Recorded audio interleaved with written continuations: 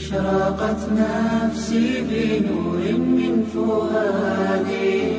حينما رددت يا رب العباد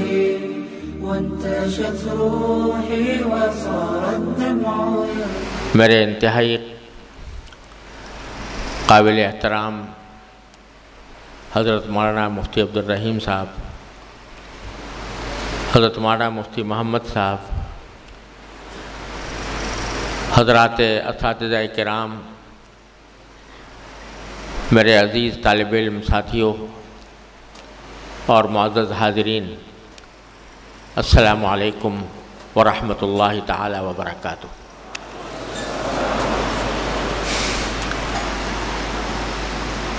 الحمدللہ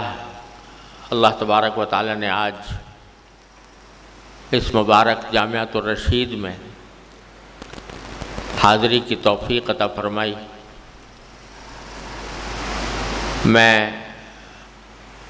الحمدللہ پہلے بھی حاضر ہوتا رہا ہوں اور حاضری کے ساتھ ساتھ جامعۃ الرشید نے زندگی کے مختلف شعبوں میں جس طرح دین کی خدمت کرنے کا بیڑا اٹھایا ہوا ہے اور جس طرح مختلف جہتوں سے، مختلف پہلوؤں سے خدمات کی جا رہی ہیں، وہ حقیقت یہ ہے کہ ان کے لیے تعریف کے الفاظ ناکافی ہیں۔ میں ہمیشہ دعا کرتا ہوں کہ اللہ تبارک و تعالیٰ ان تمام کاوشوں میں برکت،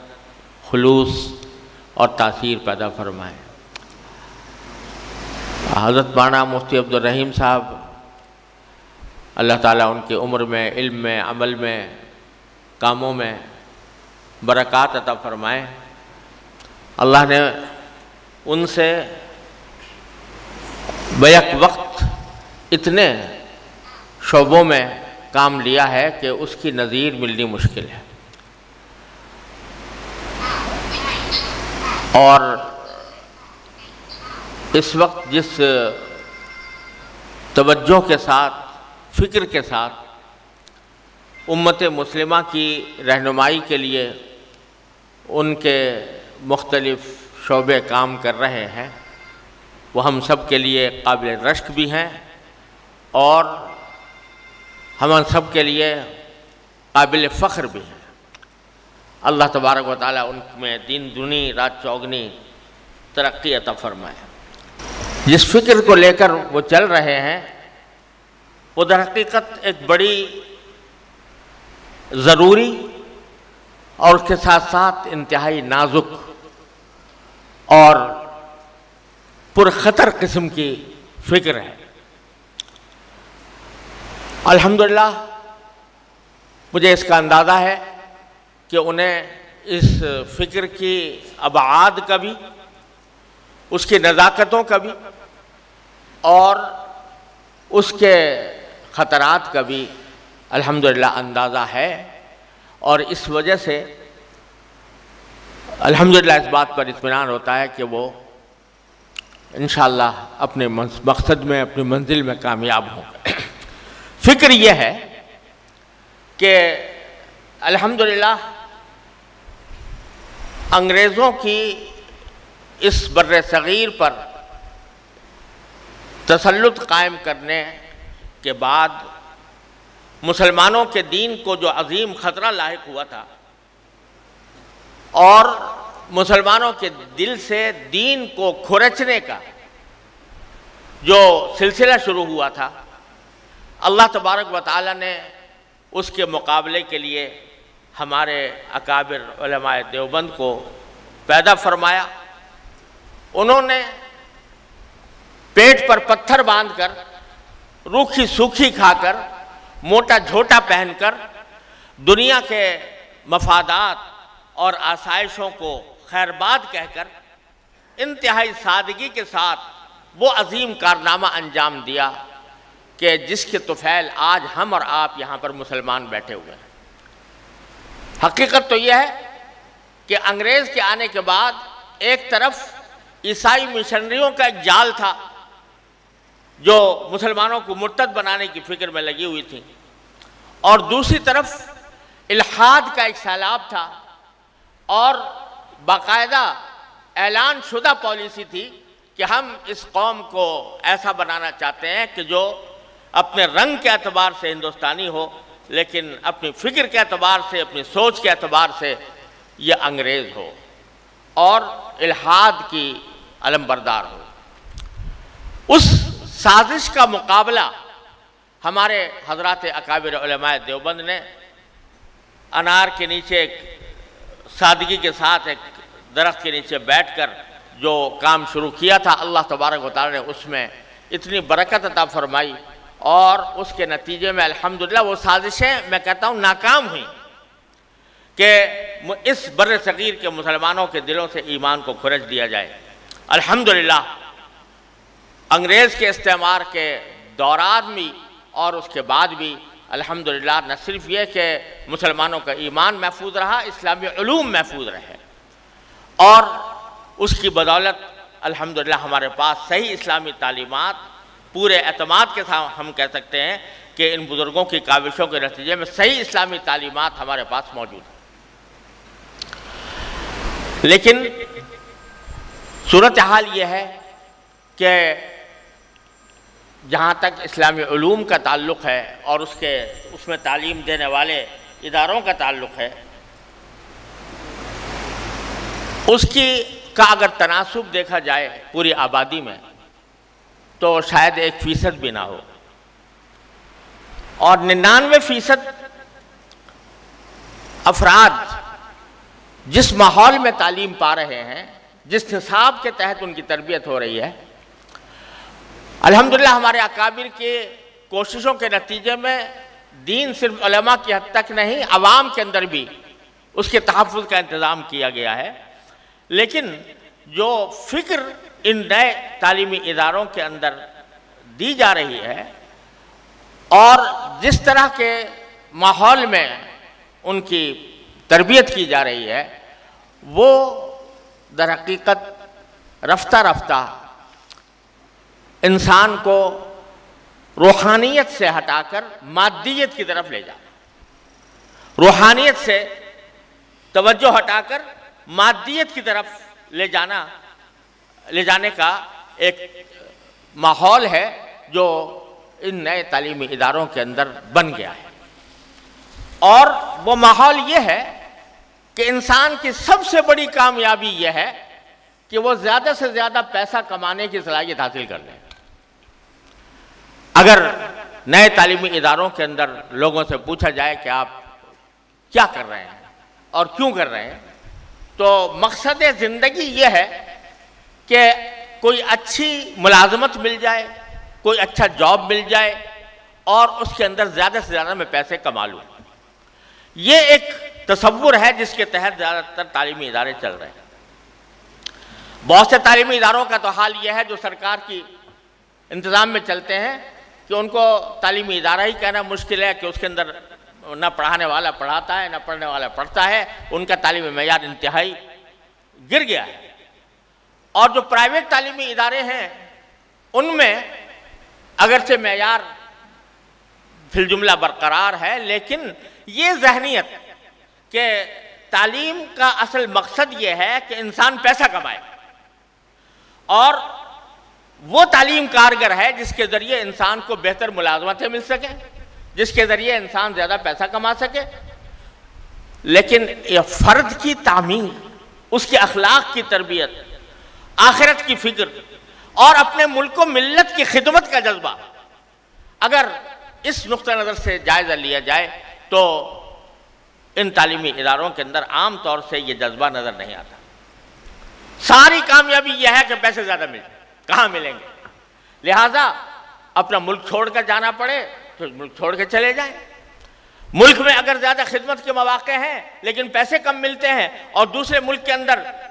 خدمت کے مواقع مل رہے ہیں، وہاں پر پیسے زیادہ ہیں، تو یہ چھوڑ کر وہاں چلے جائیں۔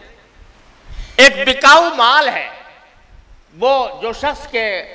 تعلیمی ادارے سے فارغ ہو رہا ہے وہ ایک بکاؤ مال ہے، جو زیادہ بولی لگا دے وہ اسے اٹھا کر لے جائے۔ یہ ایک تصور، یہ ایک ذہنیت ہے جو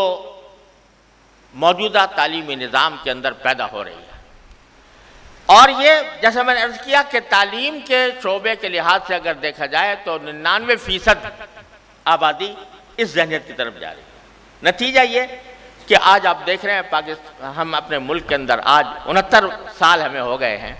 اور اس 69 سال کے اندر وہی نسل ہمارے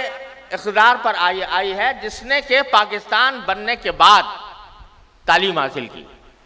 ان اداروں کے ذریعے تعلیم حاصل کی۔ ان کا کیا معیار ہے، ان کی سوچ کا کیا معیار ہے، ان کے نصب العین، ان کے ویژن کا کیا معیار ہے، ان کے کارکردگی کا کیا معیار ہے، آپ آنکھوں سے دیکھ رہے ہیں۔ لہذا فکر یہ ہے کہ اس 99% آبادی کو کسی طرح اس راستے سے ہٹا کر اور صحیح نصب العین کی طرف لائے، کس طرح لائے جائے۔ 99% آبادی جو اس مادیت کے گرداب میں مبتلا ہے، اس کو کس طرح اس طرف لایا جائے کہ وہ در حقیقت ایک طرف صحیح مسلمان بنے۔ ہر شخص کا عالم بننا ضروری نہیں ہے، علماء کی ایک معتدبی تعداد اگر موجود ہو تو یہ فرض کفایہ ہے اور وہ فرض کفایہ ادا کرتے ہیں، لیکن مسلمان بننا ہر انسان کے لیے ضروری ہے، اور ہر انسان کے اوپر فرض عین ہے کہ وہ اتنا علم ضرور حاصل کرے کہ جس سے وہ صحیح مسلمان کی زندگی گزار سکے، اور پھر اپنے عمل اور کردار میں مسلمان بنے۔ ڈاکٹر ہو تو مسلمان ڈاکٹر ہو، انجینئر ہو تو مسلمان انجینئر ہو، اگر قانون داں ہو تو مسلمان قانون داں ہو، اور زندگی کے ہر شعبے میں وہ مسلمان اپنے آپ کو پہلے سمجھے اور اس کے بعد پہ دوسری باتیں ہوں، اور ساتھ ساتھ اس کے اندر جذبہ صرف پیسے کمانے کا نہ ہو۔ پیسہ تو اللہ تبارک و تعالیٰ دینے والے ہیں، وہ اس کا رزق مہیا فرمانے والے ہیں، لیکن اس کا جو اصل نصب العین ہے وہ پیسہ نہ ہو، اس کا اصل نصب العین یہ ہو کہ میں ملک و ملت کی خدمت انجام دوں، میری آخرت درست ہو، میں ملک و ملت کی خدمت انجام دے کر اپنے لیے ایک صدقہ جاریہ پیدا کروں۔ ابھی کچھ دن پہلے میرے سامنے کسی نے مجھے دکھایا تھا کہ ایک مشہور رہنما ہیں، انہوں نے علماء میں سے ایک عالم سے سوال کیا کہ بھائی آپ اتنے دنوں سے مدرسوں کے اندر کوششیں کر رہے ہیں، تعلیم دے رہے ہیں، لیکن یہ بتائیے کہ اس پورے عرصے میں کتنے سائنسدان آپ نے پیدا کیے اور کتنی کوئی ایسے لوگ پیدا کیے کہ جو کوئی نئی ایجاد کر کے جنہوں نے انسانیت کی کوئی خدمت انجام دی ہو۔ جن عالم صاحب سے سوال کیا تھا انہوں نے کچھ جواب دیا اس کا، لیکن مجھے حیرت ہے کہ یہ سوال وہ صاحب کر رہے ہیں کہ جو خود اسی نظام کے پروردہ ہیں، اسی تعلیمی نظام کے پروردہ ہیں۔ حقیقی جواب یہ تھا کہ جب انگریز نے اپنا قبضہ جمایا تو مسلمانوں کو دو قسم کی حاجتیں لاحق تھیں، ایک یہ کہ ان کا دین بچایا جائے اور علوم دین کی حفاظت کی جائے، یہ کام علماء دیوبند کے دارالعلوم دیوبند میں شروع کیا گیا۔ ایک یہ تھا کہ مسلمانوں کو معاشی طور پر مستحکم کیا جائے اور وہ ملت کے لیے کوئی ایسی ترقی کا راستہ نکالیں، وہ علی گڑھ نے شروع کیا۔ تو ذمہ داری جو علماء دیوبند نے لی تھی وہ یہ تھی کہ مسلمانوں کے دین اور ایمان کا تحفظ کیا جائے۔ الحمدللہ اس ذمہ داری کو انہوں نے اس طرح پورا کیا کہ آج اللہ تعالیٰ کے فضل و کرم سے بر صغیر میں قال اللہ اور قال رسول کے صدائیں گونج رہی ہیں، ایمان مسلمانوں کا محفوظ ہے۔ لیکن جو کام آپ نے اپنے ذمہ لیا تھا کہ معاشی طور پر مستحکم ہوں اور ایسے لوگ پیدا کریں کہ جو دنیا کی امامت کا فریضہ انجام دے سکیں، تو یہ سوال تو آپ کو اپنے آپ سے کرنا چاہیے کہ ہم نے کہاں سے کیوں پیدا نہیں کیے ایسے لوگ۔ یہ علماء سے سوال کرنے کا کیا مطلب ہے؟ تو یہ ایسی ایک قوم پیدا ہو گئی ہے کہ جس کو اکبر العبادی نے کہا تھا کہ کر کلرکی کھا ڈبل روٹی خوشی سے پھول جا، تو وہ کلرک پیدا کرنے کے لیے یہ نظام بنایا گیا تھا، وہ کلرک پیدا کر دیے اس نے، اور یہ اس نے کوئی جسے کہنا چاہیے کہ ایک احیائی فکر ہو جو ملت کو آگے کی طرف لے جائے، الا ماشاء اللہ ایسے افراد اس میں پیدا نہیں ہو سکتے۔ تو اب یہ 99% لوگوں کو سنبھال کر ان کو اس راستے پر لانے کے لیے کہ وہ مادیت کے گرداب سے نکل کر روحانیت کی طرف منتقل ہوں اور پیسے کے پجاری بننے کے بجائے ملک و ملت کے خادم ثابت ہوں، اس کام کے لیے ضرورت ہے ایک ایسے نظام تعلیم کی کہ جس میں تعلیم اعلیٰ معیار کی دی جائے، لیکن ساتھ ساتھ ان کی ذہنیت، ان کی فکر، ان کی سوچ، ان کا مقصد زندگی وہ صرف پیسہ کمانا نہ ہو، بلکہ ان کا مقصد ایک طرف اپنی آخرت بنانا اور دوسری طرف ملک و ملت کی تعمیر ہو۔ یہ ہے فکر، اور اس فکر کے تحت الحمدللہ اب یہ مختلف ہمارے دینی مدارس نے ہی یہ کام شروع کیا۔ اصل میں تو کام یہ کرنے کا تھا حکومتی پیمانے پر اور سرکاری پیمانے پر، وہ اپنے وسائل کے تحت کام کرتے، لیکن وہ نہیں ہوا، تو اب خود دینی مدارس نے یہ ذمہ داری بھی الحمدللہ اب رفتہ رفتہ قبول کرنی شروع کی ہے کہ اس 99% آبادی کو سنبھال کر مادیت کے گرداب سے نکال کر روحانیت کی طرف لایا جائے۔ تو میں سمجھتا ہوں کہ الحمدللہ اس میں جامعۃ الرشید نے بڑی قابل فخر اور قابل رشک پیش رفت کی ہے، اور مختلف شعبوں کے اندر انہوں نے اس فکر کو عام کرنے کی وہ کوشش کر رہے ہیں۔ اس میں کوئی شک نہیں کہ فتنوں کا زمانہ ہے، اور اس وجہ سے جب کوئی نئی راہ اختیار کی جاتی ہے تو اس میں دو چیزوں کو مد نظر رکھنا ہوتا ہے۔ ایک چیز یہ ہے کہ جس کو عربی میں کہا جاتا ہے اصالت اور حداثت، ان دونوں کے درمیان توازن قائم رکھنا پڑتا ہے۔ یعنی اصالت کے معنی یہ کہ جو ہمارے بنیادی اصول ہیں، جو ہمارے بنیادی قواعد ہیں، جو ہماری بنیادی ذہنیت ہے، اور جو ہمارا بنیادی مقصد ہے، اس کا پوری طرح تحفظ ہو، اصالت۔ اور دوسری طرف حداثت، یعنی اس کام کے لیے جو جدید تقاضے ہیں، ان تقاضوں کو حدود میں رہ کر پورا کیا جائے۔ ان دونوں کے درمیان توازن، اصالت اور حداثت، ایسا نہ ہو کہ حداثت جو ہے اس پر اصالت قربان ہو جائے۔ یہ نہ ہو کہ ہم حداثت کی فکر میں اپنے اصل مبادی کو، اپنے اصل اصولوں کو، اپنے مقاصد کو، اس کو قربان کر دیں۔ اور دوسری طرف یہ کہ جب جو ایسا بھی نہ ہو کہ ہم ایک کام میں قدم آگے بڑھائیں اور وہ بے ڈھنگا ہو، اور اس میں نظم و ضبط نہ ہو، اس میں معیار نہ ہو۔ لہذا دونوں میں توازن قائم کرنا یہ ایک بہت بڑا چیلنج ہے، اور اس چیلنج کو بغیر اللہ تعالیٰ کی نصرت کے، اللہ تعالیٰ کی مدد کے، اس کی توفیق کے، اس چیلنج کا مقابلہ نہیں کیا جا سکتا۔ لہذا ہمیں جب اس طرف قدم بڑھائے تو ہر قدم پر رجوع اللہ کی ضرورت ہے، قدم قدم پر اللہ تعالیٰ سے توفیق مانگنے کی ضرورت ہے کہ یا اللہ ہم یہ اس کام کو کرنے جا رہے ہیں، آپ اپنے فضل و کرم سے ہماری دستگیری فرمائیے۔ ایسا نہ ہو کہ ہمارے قدم کہیں پھسل جائیں، ایسا نہ ہو کہ ہم کہیں بھٹک جائیں۔ اے اللہ ہماری رہنمائی فرمائیے، ہماری ہدایت عطا فرمائیے۔ جب بندہ اللہ تعالیٰ کی طرف رجوع کر کے اور رجوع کرتے رہ کر کام کرتا ہے تو اللہ تعالیٰ کی طرف سے مدد آتی ہے۔ الحمدللہ انہی اصولوں کے تحت الحمدللہ یہاں کام ہو رہا ہے، اور میں دل سے دعا کرتا ہوں کہ اللہ تبارک و تعالیٰ مزید توفیق سے نوازے، اور جس توازن کی ضرورت ہے وہ برقرار رکھتے ہوئے ان مقاصد کو پورا کرنے کی پوری کوشش کی جائے اور رجوع اللہ کا اہتمام کیا جائے۔ میں سمجھتا ہوں کہ انشاءاللہ جب اخلاص کے ساتھ اس کام کو آگے بڑھایا جائے گا تو انشاءاللہ اللہ تبارک و تعالیٰ کی طرف سے قبولیت بھی ہوگی اور اللہ تبارک و تعالیٰ کی طرف سے توفیق اور نصرت بھی حاصل ہوگی۔ اللہ تبارک و تعالیٰ ہم سب کو اس کی توفیق عطا فرمائے۔ وآخر دعوانا الحمدللہ۔